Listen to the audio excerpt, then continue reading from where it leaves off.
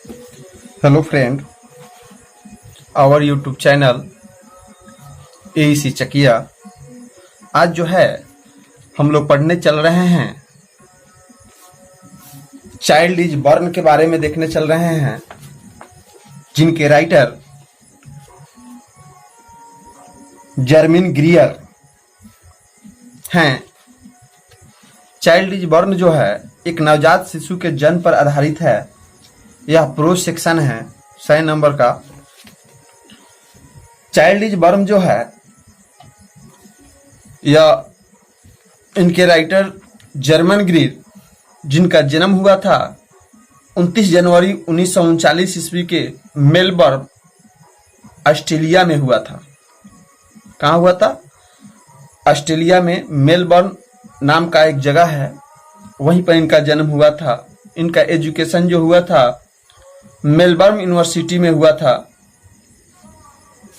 Education Melbourne university में हुआ था। सबसे पहले इसके बारे में हम कुछ बता दे रहे हैं। चाइल्ड इज बॉर्न जो है जर्मन ग्रियर की पुस्तक sex and density the politics of human fertility के द्वारा जो बुक है उसी से लिया गया है। यह ऑस्ट्रेलिया के मशहूर लेखिका थी, यह लेडीज लेखिका थी। और यह जो थे हमारा ध्यान समाज के बच्चों के जन्म की तरफ आकर्षित किया है कि कैसे बच्चों के जन्म होता है, कैसे उसकी माता पिता कष्ट उठाते हैं। बच्चा का जन्म जब किसी समाज में होता है और औरतों अपने मायके माँ के पास से शादी के बाद सास ससुर के पास रहने जाती है, तो यह समन्वयित है कि जब एक औरत बच्चा का जन्म नहीं देती है तब तक उसके परिवार का वास्तविक सदस्य उसे नहीं माना जाता है।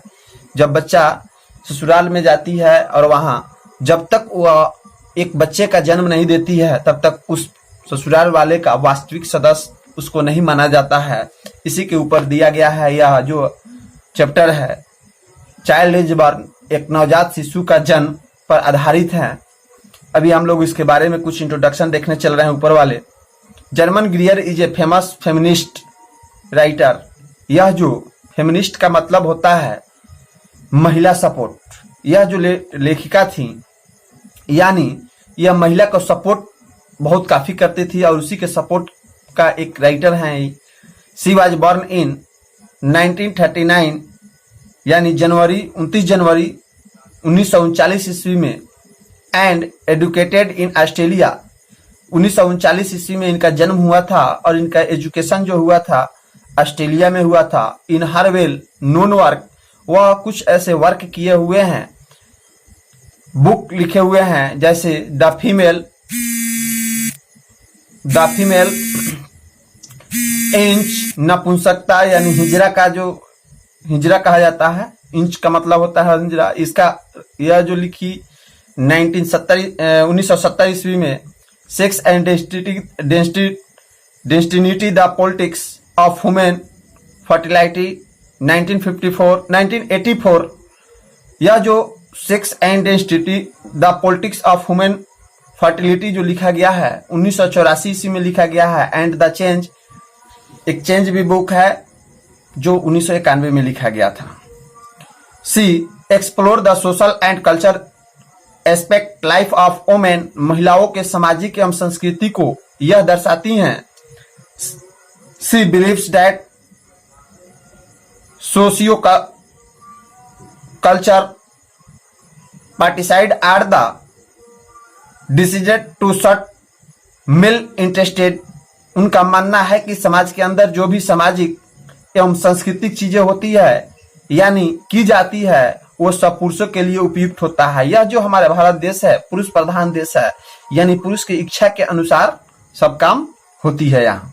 यानी eight the same times they further सबजुगेटेड women, और उसी समय महिलाओं के ऊपर शासन की करते हैं। जो पुरुष प्रधान देश हैं और मर्द का, पुरुषों लोगों का इस पर, महिलाओं पर बहुत ही काफी क्या होता है, शासन होता है। वो जिस तरह कहेंगे उस तरह रहना पड़ता है। The parents pieces a child is born in and extracted from her books। यह जो है sex and destiny the politics of human fertility, अभी जो हम पढ़ने चल रहे हैं वह इसी बुक से ली गई है। यानी सेक्स का मतलब होता है लिंग और डेस्टिनी का मतलब होता है भाग्य यानी लक कहा जाता है। The politics of human fertility, यह बुक, यह जो चैप्टर हम लोग पढ़ने चल रहे हैं चाइल्ड इज बॉर्न, वह यानी इसी sex and destiny the politics of human being, यह एक बुक है, इसी से यह ली गई है। ठीक है। It explore the culture peculiarities of the east and the west regarding child birth and present child relationship, यानी चाइल्ड के बच्चे से जो रिलेशन होता है उसके बारे में हम लोग देखने चल रहे हैं। अब चलिए हम लोग देखते हैं पैराग्राफ 1 से लेकर देखते हैं।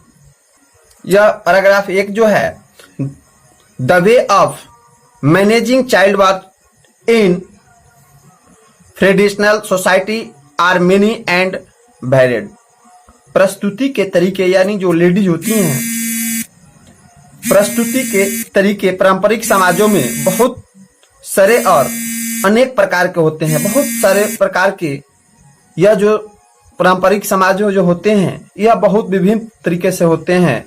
Their usefulness stems directly from the fact that, उसकी उपयोगिता जन्म लेती सीधी इस सच्चाई से की है, यानी जो बच्चा जन्म लेता है उसके इस सच्चाई से किया गया है। They are accepted culturally and the collectively so that, यह स्वीकारे जाते हैं कि सांस्कृतिक और सामूहिक तौर से, इसलिए कि the mother does not have the physic burden, माँ को कोई भी मानसिक तनाव न झेलना पड़े। यानी कहा जाता है कि बच्चा जब जन्म लेती है, माँ गर्भवती रहती है, तो उसको कोई तनाव न झेलना पड़े, इस प्रकार उस पर कोई बर्डन नहीं दिया जाता है, उसको यानी फ्री माइंड से रखा जाता है। और universally the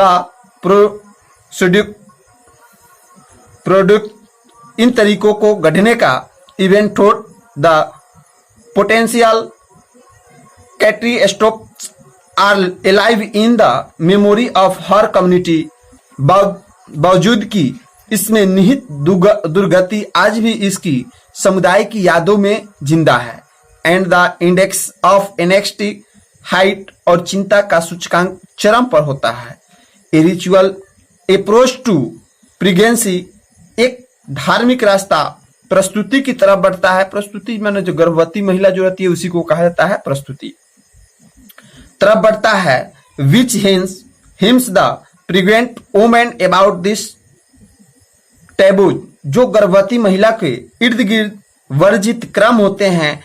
end the prohibition helps make the anxiety manageable, एक महिला जो सारे निषेधों का पालन करती है, वह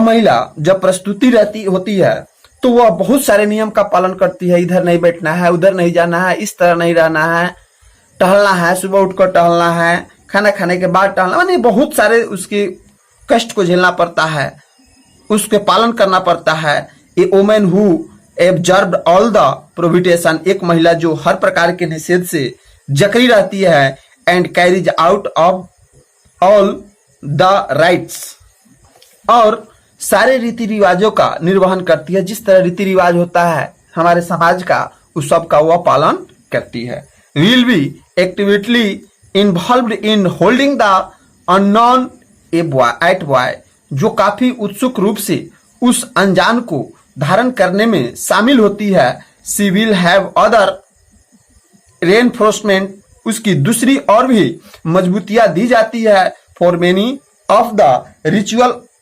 ऑब्जर्वेंस ऑफ द प्रेगनेंसी, क्योंकि प्रस्तुति के ढेर सारे सामाजिक रिवाजों का पालन में involve the participation of other, दूसरे लोगों का भी हिस्सेदारी होता है। यानी जब गर्भवती महिला होती है, जब ससुराल में जाती है, तो उसके साथ और भी होता है, सास होता है, ननद होता है या भौजाई होती है, ये सब का उसमें सहयोग होता है। हु शुड सपोर्ट हियर, जो उसको सहारा देते हैं। प्राइमली हर हस्बैंड यानी मुक्ता उसका पति, देन हर निफ्स फ्लॉक तब उसके सगे संबंधी, and then the other members of her community और फिर समुदाय के दूसरे सदस्यगण भी उसकी सहायता करते हैं। Some of this behaviours will be sensible, इनमें से कुछ का व्यवहार संवेदनशील होता है, एंड यूजफुल और उपयोगी भी होता है। अदर मैजिकल, बाकी कुछ का जादुई, but they will all increases her sense of the security, लेकिन वे सभी उसकी सुरक्षा की भावना को बढ़ावा देते हैं, एंड हर कन्वेक्शन डेट और उसकी इस धारणा को बल देते हैं कि सी इज कंडक्टिंग द प्रेगनेंसी, कि वह गर्भदान को काबू करती है। यानी वह जब उसके गर्भदान स्थिति में रहती है, यानी जब वह प्रस्तुति के रूप में रहती है, तो उसको बहुत ही सांत्वना मिलता है, सब उसको सहारा यानी धारण माने अच्छा से रहने का माने उसको प्रोत्साहन किया जाता है कि उसको उससे बल मिले कि वह गर्भदान को क्या कर सकती है, गर्भदान काबू कर सकती है। Not that it is conducting her, न कि गर्भदान उसको काबू करता है। The remember of this kind of prophylaxis, यानी प्रोफिलेक्सी का मतलब होता है रोग निरोधक, कैन बी फाउंड, शेष बची इस प्रकार की रोग निरोधक चीजों पाई जा सकती है in the precedence of the old wives tales about pregnancy, यानी बूढ़ी महिलाओं को कथा कहानियां के माध्यम से, यानी घर में अगर प्रस्तुति है तब बूढ़ी वाली अगल बगल का बूढ़ी माने महिला हो या घर का ही कोई अगर ओल्ड महिला हो यानी पुरानी महिला हो, तो उसको कथा कहानियों के माध्यम से सुनाता है कि यहाँ है तो वह है ना, तो उसको कथा के यानी कहानी के हिसाब से उसको सुनाता है। इवन इन आवर वन सपोर्टेशनल and the confused life style, गर्भवतियों के बारे में अपने खुद के प्रालैंगिक और विकृत अंदाज में one university graduate of my acquaint fence, एक विश्वविद्यालय स्नातक मेरी परिचित, यानी जो एक विश्वविद्यालय में, कवि का कहना है कि एक विश्वविद्यालय में मेरी परिचित थी, हु अप्रोच्ड हर प्रेगनेंसी, जो अपने प्रस्तुति के दिनों में आगे बढ़ रही थी। वह प्रस्तुति थी उस समय में उसकी यानी उसके गर्भ धारण की हुई थी और वह आगे कैसे बढ़ रही है, as if it were her terms agreements, जैसे कि यह उसकी अवधि नियत काय हो, यानी अवधि उसका यानी बच्चा देने का समय जो है अब बहुत नजदीक हो। मेंटिकुलसली नोटिंग एवरी डेवलपमेंट, सफाई पूर्वक हर विकास को नोट करती हुई, clung to her prenatal exercise, चिपकी रही अपनी जन्म पूर्व के व्यायाम से, यानी वह पूरा व्यायाम करती है सुबह उठकर तरीका से, यानी सुबह उठेगी तो सबसे पहले चलेगी, खाना खाने के बाद चलेगी, डोज भर खाना खाएगी, यानी ये सब व्यायाम जो है वह धारण करती है, यानी वह तैयार करती है। As a form of ritual observance, जैसे कोई धार्मिक नियमों का पालन हो, as well as a helpful preparation, साथ ही साथ मददगार तैयारियों में भी जुटी रहती है। For the physical expert of the child birth, जन्म के समय होने वाली शारीरिक कष्ट को लेकर, performing them in deep silence, इनको वो भिगाती रही एकांत में, and total recollection at the same times every day comes her or high water, और पूर्णतः यादाश्त के साथ हर दिन चाहे जो भी हो जाए साथ ही पालन करती रहती है। As well she observe the old डिहाइड सप्रेशन, पुराने अंधविश्वासों में की जिसमें शामिल थे date acquiring equipment and the appeal for baby, आने वाले बच्चों के लिए वस्तुएं और कपड़े का संग्रह, before the birth was the bad luck, जन्म के पूर्व जिसे बुरे भाग की निशानी माना जाता था। And so one my God children shot into the world without crime और मेकिंग्स, इसलिए मेरे बच्चा आना चाहिए इस दुनिया में बिना किसी पालने और चोरी considerable effort gone into seeing that, काफी प्रयास किया गया है इस चीजों को सुरक्षित करने में कि the mother had every opportunity to enjoy her baby, माँ को हर वो अवसर प्राप्त हो अपने बच्चों के साथ आनंद प्राप्त करने का। But after her training for unmedicated child birth for months, लेकिन बाद में उसके महीनों प्रशिक्षण के बगैर चिकित्सा के प्रस्तुति के in the event the hospital refuse to believe, समय जब अस्पताल ने मानने से इनकार कर दिया कि she was in second stage लिवर until her daughter's head had appeared, वो गर्भावस्था के दूसरे चरण को धारण कर चुकी है जब उसके बेटी का सिर दिखने लगा। The hospital staff was so uncooperative about breast feeding that, अस्पताल के कर्मचारी स्तनपान को लेकर इतने असहयोगी थे कि mother and daughter discharge themselves after 2 days, माँ और बेटी खुद ही 2 दिनों के बाद अस्पताल छोड़ दी। यह बात सत्य है कि जब हॉस्पिटल में जाइएगा तो डॉक्टर लोग हैं या उनके जो कंपाउंडर लोग हैं वो उतना रिस्पॉन्स नहीं लेते हैं। वो देखते हैं कि अभी उसका वह देख रहे हैं कि ये जो है अभी जब तक उनका माने बच्चा देने का समय नहीं आया है तब तक वह मानने के लिए इंतजार नहीं कर रहे हैं। लेकिन वह जो है उस समय वह दूसरा चरण आ गया है। वह क्या, कौन चरण आ गया है? दूसरा चरण आ गया है। नेक्स्ट सेकेंड नंबर पैराग्राफ से देखते हैं हम क्या है। This birth was virtually unattended, यह जन्म लगभग बिना रखवाले का था। यह बच्चा का जो जन्म हुआ उसमें कोई रखवाला नहीं था। इन नॉन कैनकोटिक सोसाइटीज और तकनीकी समाज में एक्सपर्ट फॉर रिमार्केबल एक्सीडेंट्स, कुछ अपवादों को छोड़कर बट इज अलवेट अटेंड, जन्म की प्रक्रिया रखाले के होते हुए हुआ करती है, यानी रखवालों के होते हुए करती है। पैराग्राफ नेक्स्ट 3 नंबर है। Clearly infant and mother mortality is greater, जाहिर है कि शिशु और मां की मृत्यु दर अधिक होती है। यानी कहने का मतलब है जब पहले जमाने में पहले के जो था लेखिका जो बोल रही है उनके समय का, कि उस समय में जब घर पर बच्चा का जन्म होता था उसमें ज्यादा मृत्यु दर होती थी, यानी उसकी माँ की खतरा में होती थी या बच्चा खतरा में होता है, यानी ज्यादा मृत्यु दर होती थी। इन ट्रेडिशनल पारंपरिक प्रस्तुति में, but in our anxious to avoid death we may have destroyed, लेकिन हमारी चिंता मृत्यु से निजात पाने की ने संभवतः नष्ट कर दिया है। The significance of the experience for the vast majority who live, उन अनुभवों को महत्व को जिसके साथ जा रही है। यानी पहले जो था घर पर जब बच्चा का जन्म होता था तो उसमें मृत्यु दर ज्यादा था, लेकिन जब हॉस्पिटल में जब हो रहा है तो उसमें मृत्यु दर क्या हो रहा है? कम हो रहा है। No one would deny that, कोई न कर नहीं सकता है कि each infant and particularly event maternal death is a tendency, प्रत्येक शिशु और खासकर और प्रत्येक मातृ मृत्यु का एक दुखद घटना है। To B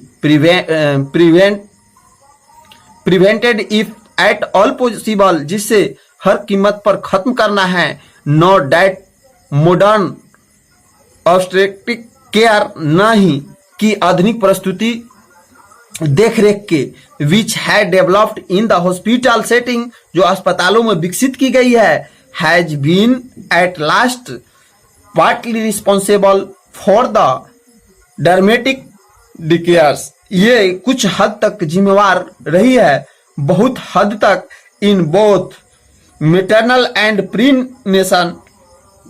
prenatal mortality over the past half century, कम करने में दोनों मातृ और जन्म पूर्व मृत्यु दर को इन 50 वर्ष बीते हैं।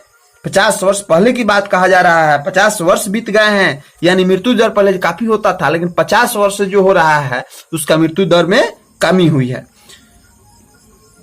लेकिन but it is not necessary, लेकिन ये कोई जरूरी नहीं है कि प्रवेश टू द क्वेश्चन वेदर अभद्र समझा जाए सवाल पूछने में कि आवर पेरेंट्स प्रायोरिटी शुड भी, हमारी वर्तमान प्राथमिकता होनी चाहिए to read minimum figures for parental morality at any price, प्राप्त करने के लिए उन कम से कम आंकड़ों को जन्म पूर्व मृत्यु के रूप में है किसी भी कीमत पर। When this and is given of things which free human beings have often feels, इसमें शामिल हो छोड़ उन सभी को जो स्वतंत्र मानव हमेशा से एहसास करते आए हैं to be more important there than their own survival, ज्यादा महत्वपूर्ण तुलना में उनकी खुद की जान को, such as freedom to live their own way, जैसे कि आजादी उनको अपना जीवन खुद से जीने की अपने तरीके से, and to make individual choice in line with their own sense of value, और व्यक्तिगत विकल्प को चुने गए अपने मूल्य की समझदारी के अनुसार किया गया है। नेक्स्ट पैराग्राफ 4 नंबर हम लोग देखने चल रहे हैं। इन मेनी सोसाइटीज, बहुत से समाज में, वुमेन स्टिल, महिला अभी भी, go forth from their mum's house at marriage to live with a mothers in law and the wives of their husband's brother, अपने पति के भाई की पत्नी और सास के साथ रहने के लिए शादी के उपरांत अपनी मां के घरों से निकलकर चली जाती है। It is a truism of anthropology, ये मानव विज्ञान का एक स्वयं सिद्ध सत्य है। That such women do not become members of their new family, ऐसी महिलाएं अपने नई परिवार यानी ससुराल की सदस्य तब तक नहीं बनती है until they have borne a child, जब तक वे एक बच्चा पैदा नहीं कर लेती है। इट वी कंसाइडर, अगर हम लोग विचार करें, दैट की इन सच सोसाइटी, ऐसे समाजों में, the marriage is quite likely to have been arranged, शादियां अक्सर अरेंज होती है। इट इज अंडरस्टैंडेबल दैट, ये समझने लायक है कि the bride to long for the child, दुल्हन यानी बहू भी एक बच्चे के लिए ललायित रहती है। यानी कहने का मतलब है, जब शादी होता है तो दुल्हन जो है यानी औरत जो है, बहू जो है, एक बच्चे के लिए क्या रहती है, ललायित रहती है। Who will stand in the same intimate relationships to her as she with her own mothers, जो उसके साथ ठीक से उसी तरह के घनिष्ठ संबंध यानी आसपास के साथ इंतजार में रहेगी जैसे वह अपने माँ के लिए, जिस तरह एक माँ दुनिया में जन्म लेने वाली बच्ची के लिए आस प्यास से इंतजार करती है, ठीक उसी तरह वह बच्ची भी माँ के लिए। The western interpretation of such mores is that, इस तरह की रस्म रिवाज की व्याख्या पश्चिम में यह है कि they are backward, cruel and wrong, ये पिछड़े, क्रूड और गलत है। इट इज एज्यूमेंट दैट, ऐसा माना जाता है कि the sexual relation between the spouses यानी दंपति, पति पत्नी, दंपति उसको कहा जाता है, पति पत्नी को, पति पत्नी के बीच यौन संबंध आर प्रिफरेंसी यानी परफगंट्री एंड एक्सप्लॉइटिव, बिना सोचे समझे किया गया काम और शोषणकारी है। यह जो है शोषणकारी है। And that all mothers in law are unjust and the vindictive, यानी और यहाँ की सभी सास अन्यायपूर्ण और ईर्ष्यालु होती है। One of the greatest difficulties in the way of feminist, नारीवादियों के रास्ते में सबसे बड़ी कठिनाइयों में से यह है कि हु आर नॉट चोनिस्टिक, जो अंधकांतिकारी यानी अंधभक्त नहीं है, and want to learn from women who still live within a female society और जो महिला प्रधान समाज के भीतर रहने वाली महिलाओं से सीखना चाहती है। It is tendency of those women to withdraw into silence opposition when participation in the international fora conduct in language which they cannot speak with fluency। जब अंतर्राष्ट्रीय मंचों में भाग लेने जाती है, यहाँ की महिला जो है अंतर्राष्ट्रीय मंचों में भाग लेने जाती है जो उस भाषा में आयोजित किया जाता है, जिसमें वे प्रवाह के साथ बात नहीं कर सकते हैं, उन महिलाओं को प्रवृत्ति में मौन विरोध के साथ पीछे हट जाना होता है। यानी लेखिका कह रही है, लेखिका के अनुसार नारीवादी की सबसे बड़ी परेशानी यह है कि पुरुष प्रधान समाज जैसे भारत, अफ्रीका या अरब देश की वो महिलाएं जो खुले मिजाज की होती है और जो नारी प्रधान समाज यानी यूरोप के देश जैसे फ्रांस, अमेरिका, इंग्लैंड जहां महिलाओं की संख्या अधिक होती है से सीखना चाहती है। जब अंतर्राष्ट्रीय मंचों में भाग लेने जाती है और वहां पर उसे अपनी भाषा में नहीं बल्कि अंग्रेजी या कोई दूसरी विदेशी भाषा में बोलने को कहा जाता है तो सभी मौन विरोध करके पीछे हट जाती है। Women officials of the Sudan government told me that Sudan सरकार की महिला प्रतिनिधि ने मुझे बताया कि they had given up going to international conferences even through the trips when are the tremendous treat। उन्हें अंतर्राष्ट्रीय सम्मेलनों में जाना छोड़ दिया, भले ही यात्राएं एक जबरदस्त सौर सपाटा से भरा हुआ नहीं हो, because they were tired of the being told about their own lives instructed of being consulted, क्योंकि वे परामर्श से बजाय अपने जीवन बारे में बात बता कर थक गई है। फिर हम नेक्स्ट वीडियो में मिलेंगे। Thank you. पैराग्राफ 4 तक इस वीडियो में बता दिया गया है। फिर हम मिलेंगे नेक्स्ट दिन नेक्स्ट वीडियो में। थैंक यू, धन्यवाद।